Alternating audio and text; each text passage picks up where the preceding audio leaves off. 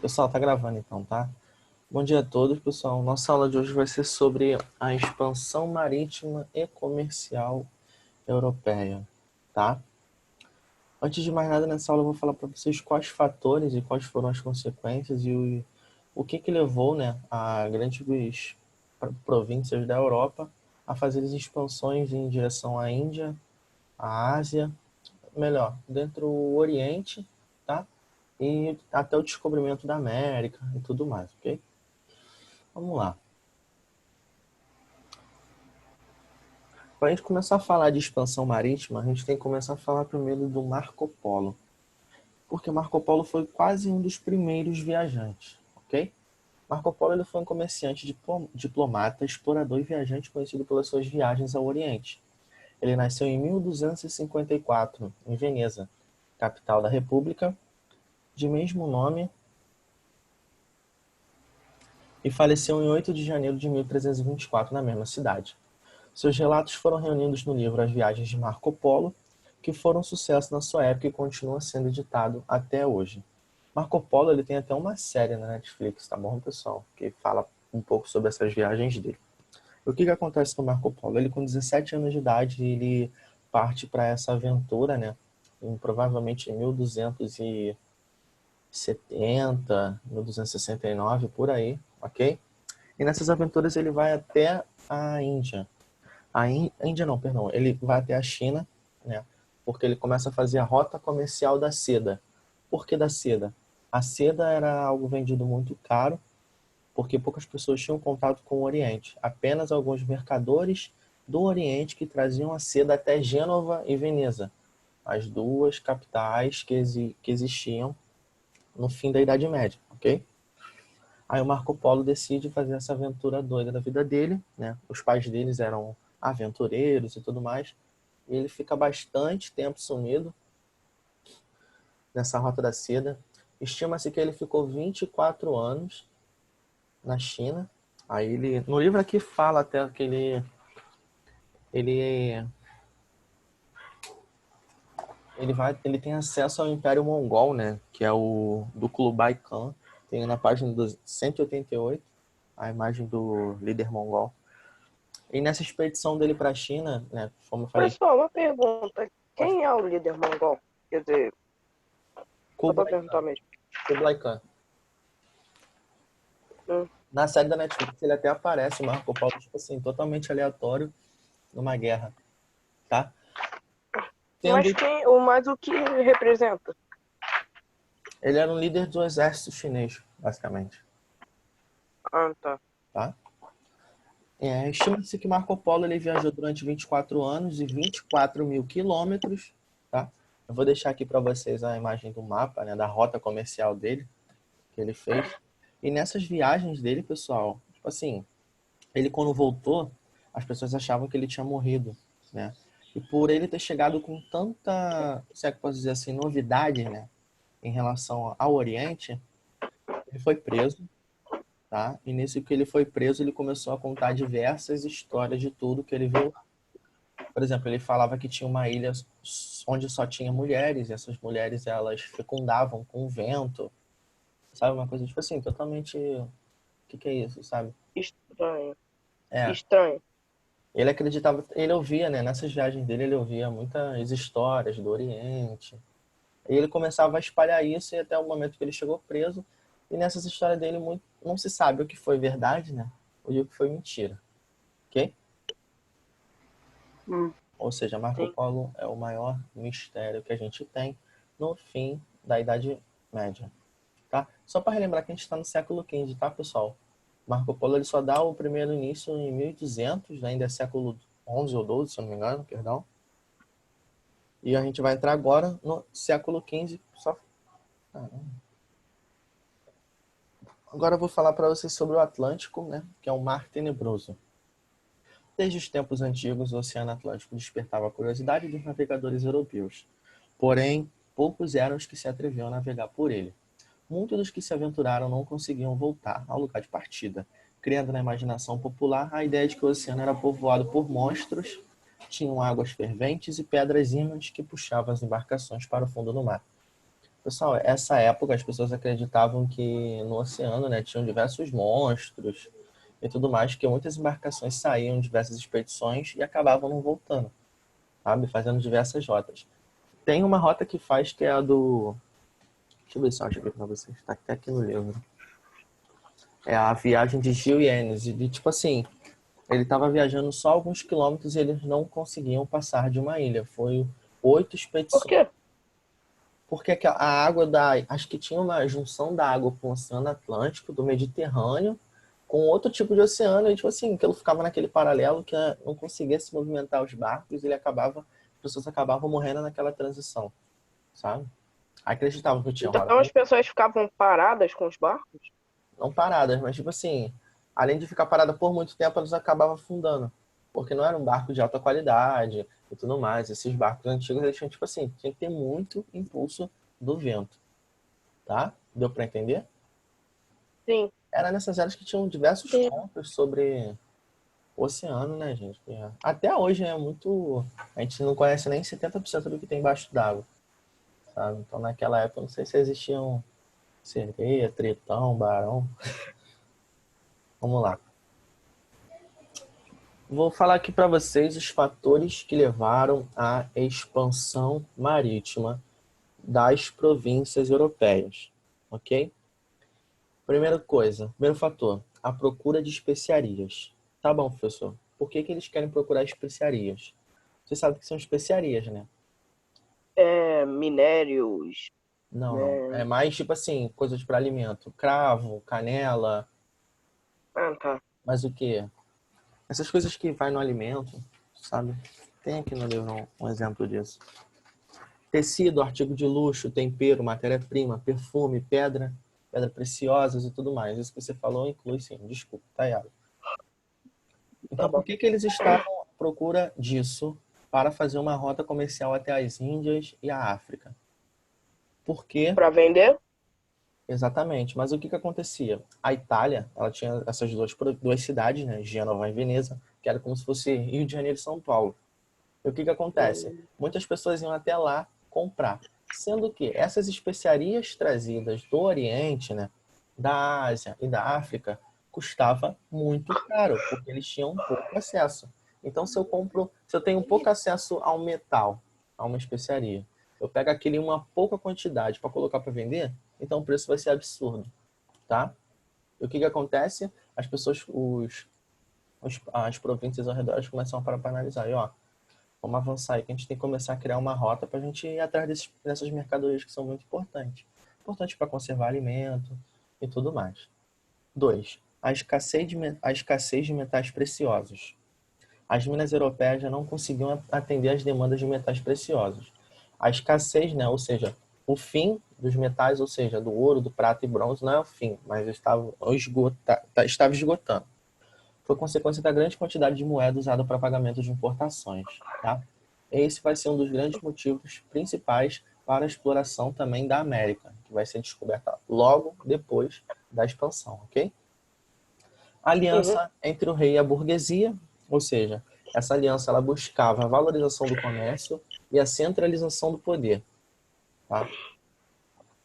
Possibilitando a derrota da nobreza feudal, ok? Funcionava desse modo. A burguesia estava fornecendo o dinheiro e armas para o exército, tá? E os reis, em troca, estavam promovendo melhorias no comércio para atender os interesses da burguesia. Deu para entender, pessoal, essa parte? Ficou... Calma aí, pode repetir, professor?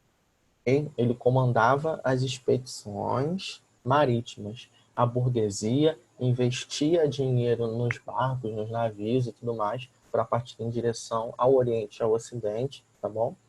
E em troca disso, o rei venderia todos os bens, né, que foi adquirido muito mais barato para os moradores daquelas províncias, entendeu? Entendi. Outro fator que levou à expansão marítima foi a catequese, tá? Porque a igreja Católica desejava com a reforma protestante, né? O que foi a reforma protestante? Conquistar novos fiéis para compensar perdas, porque tinha tomado muitos seus religiosos. Reforma protestante a gente vai aprender mais depois. Foi aquilo que eu falei da separação da igreja anglicana e tudo mais, do Lutero, sabe? A possibilidade de conversão dos pagãos ao cristianismo animava os católicos, tá? Ou seja, a gente vai conhecer novos continentes, novos países, mas, em consequência disso, a gente vai acabar catequizando muitas pessoas. Ok? Deu para entender? Deu, sim. E os avanços da arte náutica, tá? Desejavam aprimorar seus conhecimentos geográficos após o desenvolvimento da cartografia. O desenvolvimento da cartografia é quando começa a surgir os primeiros mapas, tá? As tecnologias de navegação estavam em grande grau de avanço. Logo, invenções como a bússola, o astrolábio e a caravela tornaram as viagens bem mais seguras. Vocês vão ter exemplos disso na página 191, onde vocês vão ver um quadrante náutico, um astrolábio e uma bússola. E a imagem à direita primeiro é uma caravela inglesa e logo abaixo é uma espanhola. É interessante porque tem muita diferença até na arquitetura, né? Eles não utilizavam muitas velas, sabe, para o vento bater e dar aquela impulsão toda. Foi aqui os fatores da expansão?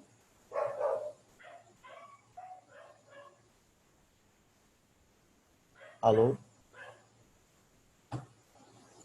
Alô. Oi. Então, pessoal, vou dando continuidade. O pioneirismo português. Tá, Professor, rapidinho. pode falar.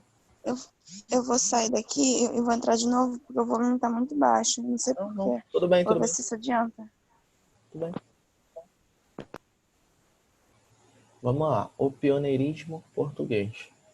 Por que Portugal foi pioneiro nas expedições marítimas? Uma das primeiras províncias a viajar aí de mar adentro. Por quê? Portugal, na verdade, não estava entrando em guerra, era uma província nova que tinha bastante dinheiro em cima disso, ok? E era um estado muito já formado, ou seja, muito centralizado, tá bom? Em relação a isso, Portugal tinha... como é que eu posso dizer mesmo para vocês? Eles tinham mais conhecimento do mar pela pesca do bacalhau e tudo mais. Agora eu vou dar uma lida aqui para vocês. Portugal foi pioneiro nas navegações do século XV e XVI. Os portugueses já possuíam certas experiências em navegações, por causa da pesca de bacalhau, como eu disse para vocês, o que ajudou bastante o país. Esse pioneirismo só foi possível com o investimento de capital vindo da burguesia e da nobreza, que estavam interessados no lucro do negócio e poderiam gerar boa qualidade de suas caravelas, tá? Muitos superiores de outras nações. E a preocupação com os estudos náuticos, tá? Com isso foi criado a Escola de Sagres. Na página 190 também tem a imagem da escola, da fortaleza, bem bonitinha. Tá?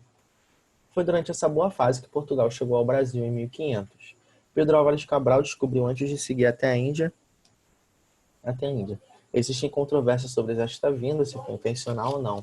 Portugal também acabou em disputa com a Espanha pelas terras da América.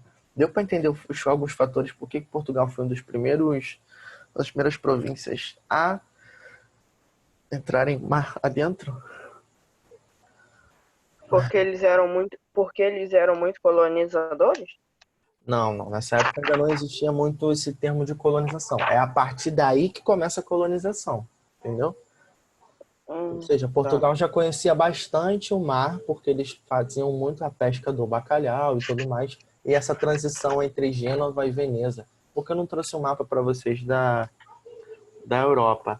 Mas se vocês colocarem na página 190, vai dar para vocês verem aqui. Tipo assim, o continente africano, né? Logo abaixo de Portugal. E aqui no Mediterrâneo a gente tem a Turquia, o Istambul. Logo acima vocês vão ver... No que não tá com o nome. Na página 189 que está mais detalhado, tá? E esses fatores levaram a Portugal. E também eles estavam com o Estado unificado. Isso foi muito importante. Com uma centralização de poder, tudo fica mais fácil, ok? Com investimento ainda por cima. Quais foram essas consequências? Vale lembrar que consequência, pessoal, não é só de coisa ruim não, tá? Consequência, tipo assim, é algo que determina em outro. Uma coisa que tem uma consequência. Então, consequências podem ser boas. Algumas são boas e algumas são ruins. Consequência é porque acho que eu tava parando para pensar nisso ontem. Eu falei, vou colocar essa palavra consequência, mas eu acho que a gente tem um entendimento dela muito negativo, mas não é negativo não. Consequência dessa expansão portuguesa. Alguém quer falar alguma coisa? Por mim, nada não, professor. A ampliação do conhecimento humano sobre a geografia da Terra, ou seja, a cartografia, tá? Os estudos de mapas, as criações e tudo mais. Revolução comercial, unificação dos mercados europeus, asiáticos, africanos e americanos. A decadência das cidades italianas, ou seja, Gênova e Veneza estavam deixando de ser centros de capitais por conta das expedições marítimas, tá? Como assim? Eles gastavam muito dinheiro nas expedições, por isso? Não. O que eu falei lá, que eu tinha falado anteriormente? Gênova e Veneza eram duas capitais de comércio, ou seja, eles tinham contato direto com o Oriente, tá? E Gênova e Veneza fica no Ocidente. Esse contato com o Oriente fazia com que eles traziam mercadorias. Essas poucas mercadorias que eles traziam eram importantes demais, tá? E com essa importância vinha em pouca quantidade e eles cobravam preços exuberantes. Deu para compreender? É o capitalismo, tá? É basicamente o surgimento do capitalismo. Gênova e Veneza tinham produtos, como é que eu posso dizer para vocês, limitados, tá? E tinham que cobrar preços muito altos sobre eles, por ter pouco acesso e pouco contato. Com isso que aguçou a outros continentes, outras províncias, a irem em expedições marítimas para encontrar a fonte dessas riquezas naturais todas. Deu para entender? Sim. Então vamos lá. Formação do sistema colonial, como foi você que disse, né, Iago? É aí que começa a se formar a colonização. Escravismo em moldes capitalistas, aquele típico escravismo que a gente vai ver aqui no Brasil, tá bom? Como assim? É uma escravidão mais É, diferenciada. É que as pessoas trabalham. escraviza... Perdão, pode falar. Não, que eu esqueci a palavra. Que dá pra pessoa que tá sendo escravidão. Esqueci a palavra. É isso que vai acontecer no Brasil, depois Quando dessa parte? Isso. Uma das consequências dessa expansão foi o escravismo contra os capitalistas, ou seja, eles traziam os negros de diversas embarcações, vinham até o Brasil e tudo mais, e usavam eles para fazer trabalho forçado, tá? Para a criação dessas províncias. Hegemonia europeia sobre o mundo, ou seja, a vanglorização da Europa em cima de todo o mundo, tá? Ou seja, a Europa é o ponto principal desse mundo. Tá? Pessoal, parem de rabiscar os slides, por favor. Deu para entender, pessoal? Tô falando muito rápido. Não, dá pra entender sim. A hegemonia europeia sobre o mundo está falando basicamente sobre essa eurocentrização, tá? Ou seja, a Europa se vangloriando em cima de diversos países e continentes, deixando eles à mercê de qualquer coisa. Por isso que hoje são países muito desenvolvidos, graças a essas expansões, ok? E essas colonizações. A fluxo de metais provenientes da América para a Europa, tá? Antes de mais nada, deixa eu ver se aqui no próximo slide está falando mais sobre isso. Não, na Espanha é sempre. Antes de mais nada, né, o descobrimento do Brasil, ele foi principalmente, teve esses diversos cunhos. A busca de metais preciosos e especiarias, tá? Descobrimento de novos locais para implantar a fé cristã. Foi? Quando a gente fala em expedições marítimas, a gente sempre tem que pensar nesses dois fatores também. Em busca de minérios e expansão da Minérios, especiarias, tá? expansão da Expansão da crença fé. religiosa. Exatamente. Vamos lá. A 9 é quando a Espanha entra em cena. Para quem não sabe, a Espanha fica bem do ladinho de Portugal, tá? E ao contrário de Portugal, os espanhóis eles tiveram que resolver muitos problemas relacionados ao processo de formação de sua monarquia nacional, para só então começar a empreender a aventura pelos mares. Ou seja, foi não demorou tanto tempo, né? Acho que demorou uns 10 anos a 15 anos de atraso em relação a Portugal, tá? Ao longo de toda a Baixa Idade Média, os reinos católicos de Aragão e Castela, eu já mencionei para vocês, a formação da monarquia e tudo mais, eles lutavam para estabelecer a expulsão dos muçulmanos na Península Ibérica, tá? Ou seja, tinha muitos muçulmanos trazidos do Oriente até a Espanha, tá? Para trabalho, não para trabalho, na verdade, os muçulmanos eles chegaram até a Espanha, né, para expandir a fé islâmica, tá? Que é um dos princípios aí de Maomé e por aí vai. E depois dessa expulsão dos muçulmanos da Península Ibérica, o que acontece? No ano de 1492, a aliança matrimonial entre os herdeiros desses tronos asseguraram a vitória contra os muçulmanos na chamada Guerra de Reconquista. A partir de então, o recém-formado governo espanhol decide contratar os serviços de um navegador italiano chamado Cristóvão Colombo. Na época, né, os reis espanhóis investem no projeto de criação de uma rota que dava acesso às Índias através da navegação do Atlântico rumo a oeste.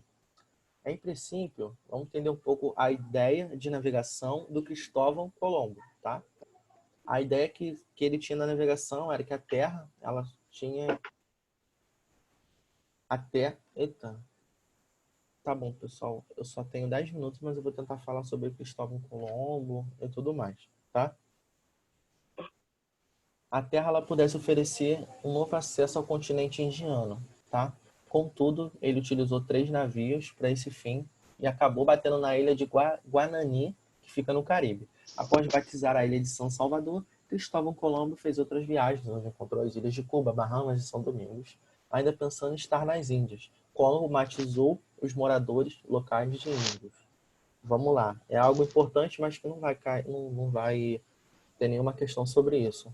Porque muitos americanos são chamados de índios. Cristóvão Colombo, quando chegou no Brasil, acreditava que estava chegando na Índia e chamou os moradores que habitavam na América de índio. Foi? Outro ponto importante, Cristóvão Colombo, esse rapaz aqui da foto. Calma aí. Vocês conseguem ver se dá primeiro aqui da foto? Sim. Ele acreditava que a Terra era plana. Esse era Cristóvão Colombo? É. Cristóvão Colombo, como nós podemos utilizar, né, nossos termos atuais, ele era o primeiro terraplanista. Não, o primeiro não. Teve antes dele, os gregos acreditavam e tudo mais. Mas é engraçado, né, gente? Um terraplanista. Aí, tipo assim, pessoal, a Terra é plana, eu vou seguir em direção ao Sol, e em direção ao Sol eu vou conseguir chegar na Índia, tá? E o que ele faz? Ele faz o oposto. Ao invés dele ir em direção às Índias, né, ou seja, beirar o continente africano todo, o que ele faz? Ele segue em direção ao oeste. Então, tipo assim, ele vai dar de cara com a América, que hoje, na verdade, é a América Central, onde ele parou a primeira vez, tá? Logo acima é a América do Norte e a gente está aqui embaixo na América do Sul. Vai ser descoberto, tá? Vamos lá. Cristóvão Colombo, ele registrou em seu diário o estranhamento que teve ao se deparar com os índios, por eles andarem nus, não conhecerem armas de fabricação europeia e também não compartilharem de valores cristãos. Ou seja, é a mesma coisa de você chegar a algum local e falar, nossa, eles não têm armas, eles andam pelados e não conhecem a fé. Tipo assim, eu acho que esse é o grande problema da eurocentrização, sabe? Desse olhar europeu em relação às coisas. A gente acaba padronizando tudo, achando que todo mundo tem o mesmo estilo de vida, costumes, crenças, sendo que não é assim, ok? Com isso, ele deu início a uma visão dos nativos como passíveis de conquistas eurocêntricas, como eu falei para vocês, como alvos em potencial da fé cristã e mão de obra essencial para o crescimento econômico das monarquias. Ou seja, eu vejo eles pelados, sem saber o que fazer, andando de um lado para o outro no meio do mato. Bom, parecem ser bons animais de estimações para trabalhar em prol da gente, né? Então vamos botar esse pessoal para trabalhar e vamos construir coisa aqui. Com isso, Colombo morreu em 1506 na Espanha e depois de diversos séculos seu nome foi lembrado como um dos navegantes mais importantes da história por ter descoberto a América. Ou seja, Cristóvão Colombo, na verdade, ele morreu sem ninguém, tá bom? A grande Ele o realidade quê, é professor? ele Não morreu deu pra sendo, escutar agora. ele morreu sendo ninguém, ele partiu para essa expedição e no dia 7 de junho de 1492, tá? E só depois de séculos que as pessoas foram lembrar que Cristóvão Colombo tinham feito aquele caminho e tinham descoberto o continente americano. Deu para compreender? Sim. Então, né, como Cristóvão Colombo descobriu a América e Portugal, com as suas expansões, estavam invadindo os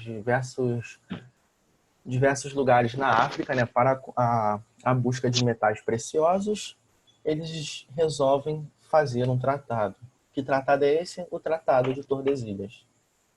O que foi isso? Como Cristóvão Colombo descobriu a América e, posteriormente, Portugal descobriu o Brasil, o que eles fazem? Eles fazem uma linha imaginária para dividir o mundo todo em uma parte. A esquerda é a localidade da Espanha e a direita é tudo de Portugal. Vocês conseguem ver aqui na imagem?